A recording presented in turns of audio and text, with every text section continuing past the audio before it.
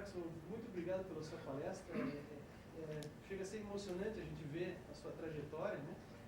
E o que me chamou a atenção, eu gostaria de aproveitar e fazer a pergunta para o senhor, para dizer para essa moçada mais nova que está aqui atrás, né? O senhor passou nesse período todo por diversas revoluções tecnológicas. Lá nos primórdios, o senhor aprendeu a usar válvula, né? Aí depois, ao longo do processo, teve que mudar o paradigma aí para transistor, depois circuito integrado. E mais recentemente, o senhor trabalhou a vida inteira aí com transmissão analógica de sinal de TV. O senhor também foi responsável por fazer a parte da transmissão digital aqui no Paraná. Será que o senhor podia nos dar uma dica assim, do que o senhor considera que foi realmente importante de aprender nesse período todo? É a tecnologia por si só ou tem mais coisa por trás? Né? Deixa eu passar aqui para o Raul também. Só encaixando no contexto, que também talvez sejam dois momentos significativos ali. Quando entrou a tecnologia da televisão colorida, e agora nós vamos ver o fim do padrão M e a televisão digital pura. Se o senhor puder passar a minha experiência, a visão geral, comentar isso, para nós com certeza vai ser muito proveitoso. Tudo bem. Quando eu comecei aqui, não existia ainda o transistor, ele estava no laboratório em desenvolvimento. Nós trabalhávamos com válvulas, então boa parte do curso foi dedicada a válvulas. Nós construímos alguns equipamentos aqui com válvulas e explicávamos para os alunos todo o processo de cálculo, utilizando as famílias de curvas, retas de carga e tudo mais, para desenvolver equipamentos, amplificadores, tanto de áudio quanto de RF. Mais tarde surgiram os transistores, e aí começamos a utilizar esses materiais, esses dispositivos, nas próximas experiências, mas ainda era algo incipiente, porque o transistor ainda era uma novidade, só bem mais tarde que ele começou realmente a ficar popular. Mas já existiam os radinhos, os Spica, era um radinho japonês, aparecia aí, vinha do Paraguai provavelmente, e muita gente tinha esse tal rádio, a gente ficava curioso em querer fazer igual. E aí nós construímos alguns aparelhos, como receptores de rádio, utilizando esses transistores, ainda germânio, porque o germânio era, na época, o dispositivo era o material que se utilizava. E mais tarde, quando eu estava na televisão, ainda existia o germânio, mas já estava entrando o silício. E mais tarde ainda o integrado. Então imagine que, por exemplo, uma máquina de videotape, que era usada na gravação analógica, utilizava placas imensas de transistores de germânio inicialmente. Depois as placas de transistores de silício. E quando vieram os integrados, as placas, em vez de diminuir, aumentaram, porque aí a tecnologia mudou. A qualidade, a capacidade de processamento de sinal daqueles novos dispositivos era muito maior. Se fosse fazer com transistores, seria um negócio imenso. Né? Então, imagine, por exemplo, que quando surgiu o primeiro videotape da Sony, o primeiro videotape utilizava uma máquina relativamente pequena, com altura não muito grande, e que tinha lá algumas placas. Aí eu conversei com um japonês que foi o desenvolvedor daquele modelo. Ele disse que, inicialmente, eles montavam numa mesa como essa todo o circuito eletrônico discreto. Depois que estava tudo funcionando, eles faziam a conversão para integrado. E aí a máquina passou a ser pequena, relativamente, porque se fosse transistorizada, a evidência seria muito maior. Na época da introdução do videotape, a gravação era preto e branco, ou seja, era monocromática. Por que não poderia ser colorido? Inicialmente já existiam câmeras coloridas, mas o VT era monocromático. Porque durante a gravação, quando nós fazemos a gravação numa fita, a fita sofre distorção mecânica. Então as trilhas não têm a mesma dimensão, não têm a mesma longitude. E na hora que faz a exploração com a cabeça, uma trilha sai mais longa, outra mais estreita, mas assim por diante. Isso representa, ao longo do tempo, uma variação de tempo da imagem. Então nós teríamos uma linha que teria um padrão 63,5 microsegundos, na outra 63, na outra 64. Isso representaria uma imagem turbulenta, cheia de defeitos. Então foram introduzidos corretores de tempo, corretores de chamados de corretores de tempo, para corrigir esse efeito de variação da dimensão mecânica da linha. Não tinha outro jeito, a fita sofre distorção de qualquer forma e teria que ser corrigida de alguma forma. Então surgiram os time-based correctors, corretores de base de tempo. Isso fazia com que a imagem fosse, inicialmente esses corretores eram analógicos. Imagine, por exemplo, uma linha de transmissão discreta, em que nós tivéssemos uma possibilidade de mudar a dimensão dessa linha. Na hora que a linha que sai da máquina fosse maior do que o necessário, essa linha seria encurtada, o tempo de saída seria mais curto. Quando a linha fosse mais curta, a linha seria alongada, e aí sempre a saída sairia idêntica. Aí conseguiu-se reduzir, eliminar esse efeito de variação da fita. Mas, ainda assim, continuava em preto e branco. Então, para gravar em cores, precisou um outro mecanismo que fizesse uma correção mais precisa. E aí começou a surgir a TV colorida, do ponto de vista de gravação. Do ponto de vista de transmissão para o público, a televisão não teria muita dificuldade, só que teria que trocar a parte de codificação de sinal, porque a imagem colorida é gerada a partir de um sinal preto e branco e 2 sinais de diferença de cor. Basicamente, eles são criados pelo RGB, as 3 cores fundamentais. Dessas 3 cores fundamentais mais a luminância, você somando as 3 da luminância, fazendo a diferença entre o vermelho e a luminância, o azul e a luminância, geraríamos as diferenças de cor. E essa diferença de cor é como se fosse um subcanal. É gerado um subcanal, uma segunda informação, com uma subportadora que é colocada, misturada com a luminância, para conseguir empacotar tudo num envelope só.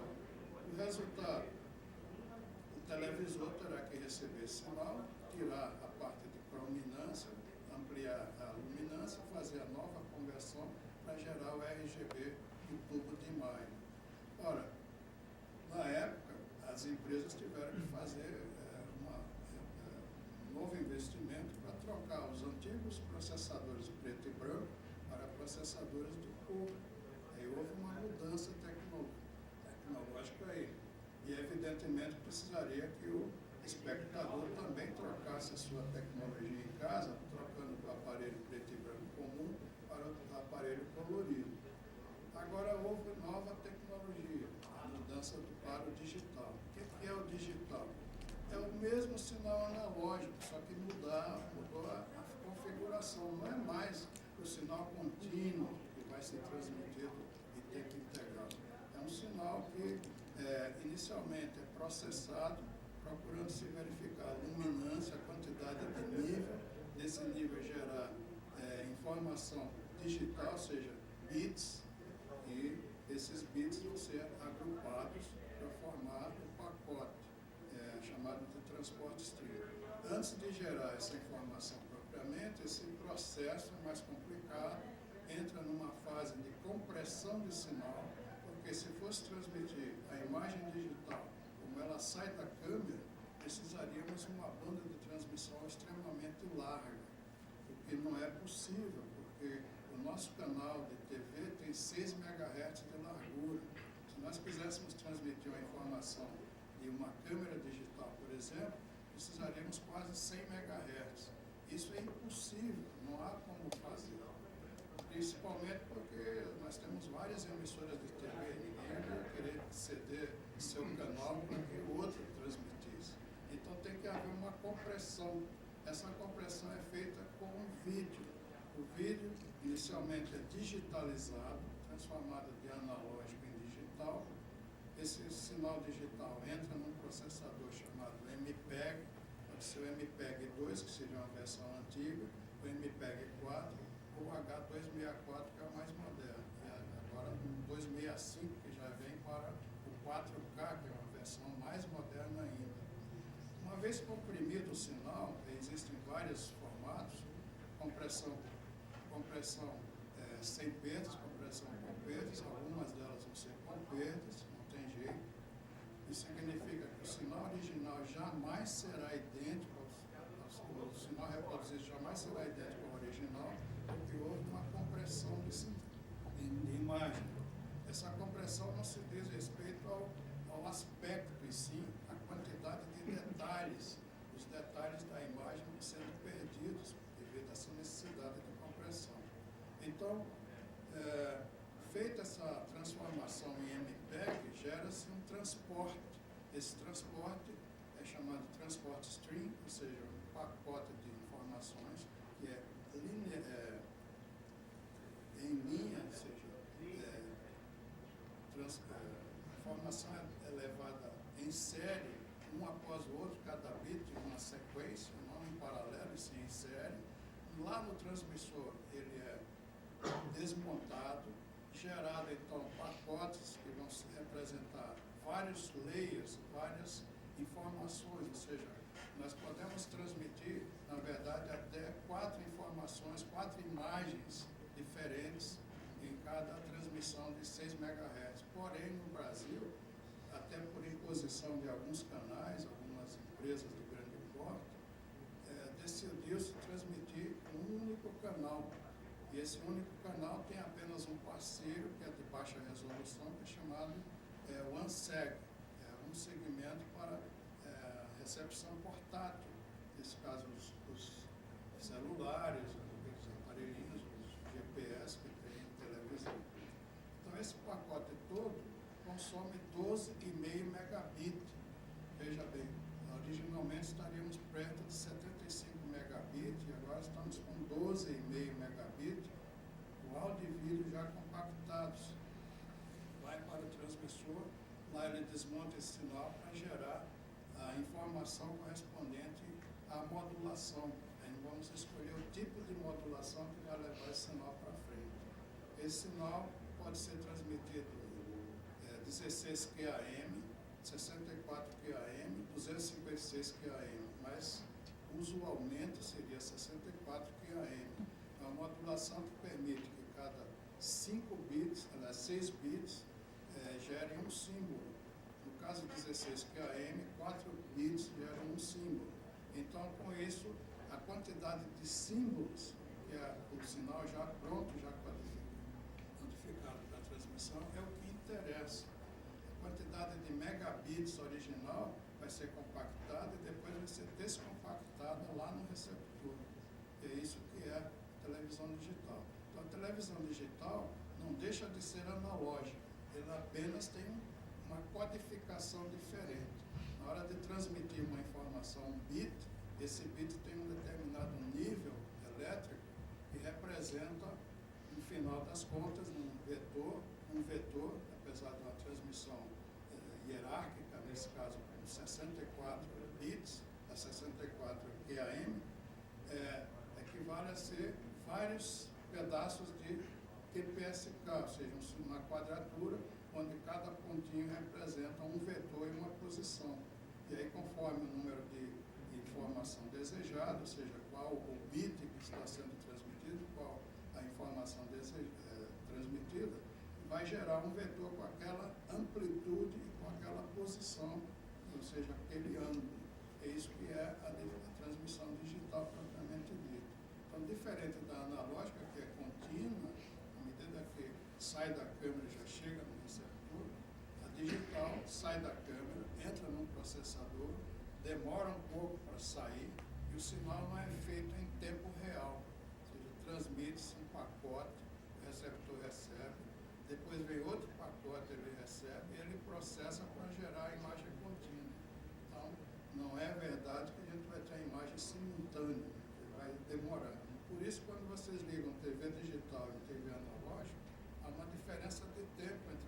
imagens e o som, porque um é processado muito, que é o digital, e o outro não, que é o analógico. Então, essa é a diferença.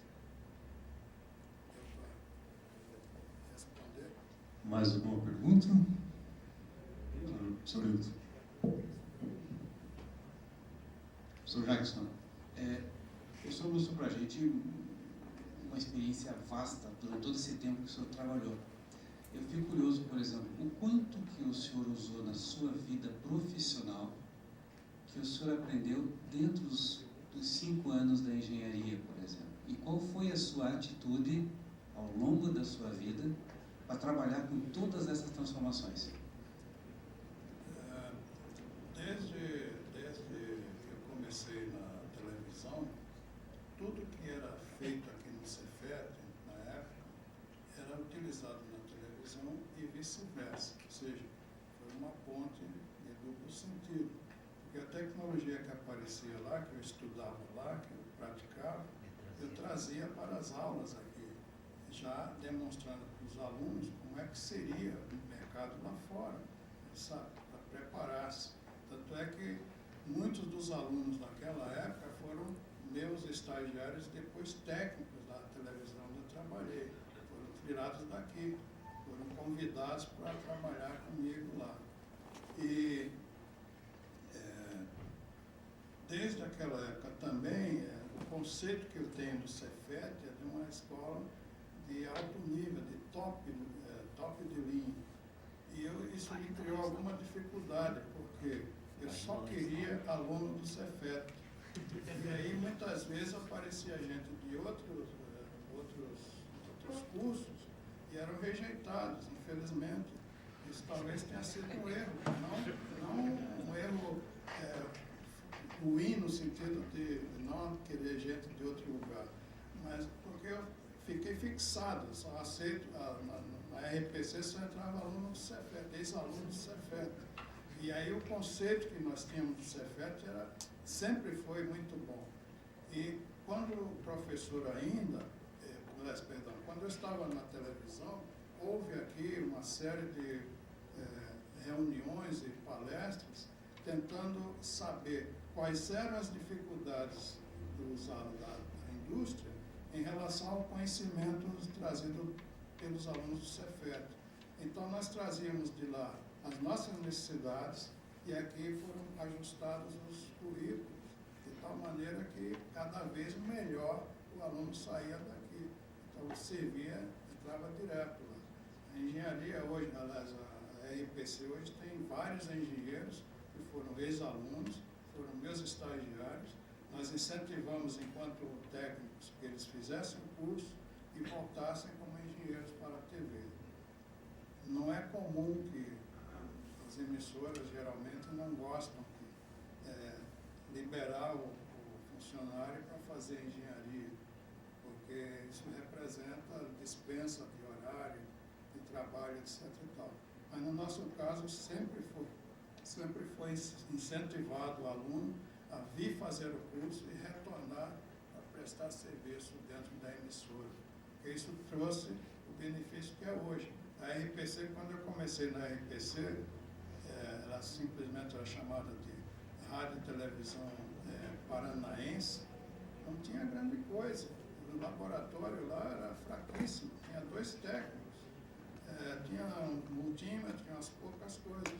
Quando eu saí de lá, deixei um acervo bastante grande de instrumentos de alta precisão e eles continuaram. Hoje é o melhor laboratório que existe dentro das televisões. Então, não é por minha causa, mas pela minha insistência, que eu insistia com a direção, nós precisamos ter esse equipamento, nós precisamos ter um analisador de espectro, nós precisamos ter um analisador de redes e assim por diante. Então, nós conseguimos, à medida que foi passando o tempo, tecnologias que antes eram desenvolvidas apenas por pessoas de fora, passaram a ser resolvidas aqui. Por exemplo, manutenção de linhas de transmissão, de antenas, de filtros, que antes tinham que vir engenheiros de São Paulo para fazer o trabalho aqui. Certa vez nós tivemos uma pane no transmissor de FM e o transmissor começou, saiu de frequência e não havia como voltar, não tínhamos como analisar. Aí veio um engenheiro de São Paulo com um instrumento para fazer a verificação do espectro e aí corrigir o que estava errado. A partir daí, o senhor está vendo? Se a gente tivesse analisado o espectro, teria sido resolvido. Nós temos que trazer gente de fora para fazer. Então vamos fazer a coisa por aqui. E aí, a partir daí, todos os equipamentos foram sendo adquiridos, paulatinamente, é evidente, que custa muito caro, e conseguimos. Né? Então, a tecnologia evoluiu, eu consegui satisfação de estar acompanhando essa tecnologia e trazendo naquela época para a escola e depois transformando essa informação dentro da própria emissora para os alunos que lá estavam. Ex-alunos que na época passaram a ser meus alunos e que eram estagiários. A gente sempre pegava o estagiário, antes de colocar em serviço, dava um curso de televisão para eles dentro da emissora. A partir daí, então, eles eram liberados para